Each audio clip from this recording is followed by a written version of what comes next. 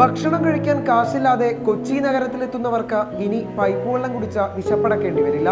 കലൂർ കത്രിക്കടവിന് സമീപത്തെ പപ്പടവട എന്ന ഹോട്ടലിന് മുന്നിലെ റെഫ്രിജറേറ്ററിൽ നിന്ന് ആവശ്യത്തിന് ഭക്ഷണം എടുത്തു കഴിക്കാം.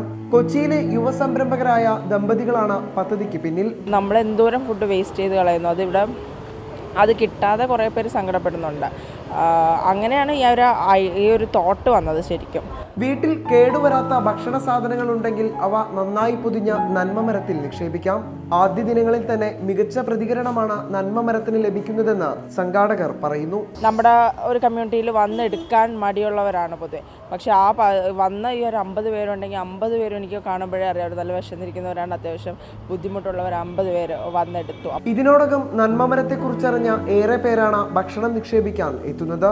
മെയിൻലി ഫുഡ് വേസ്റ്റ് ചെയ്യാണ്ട് നോക്കുക, അത് ഇവർ ഇനീഷ്യേറ്റീവ് ചെയ്ത നല്ല കാര്യമാണ്.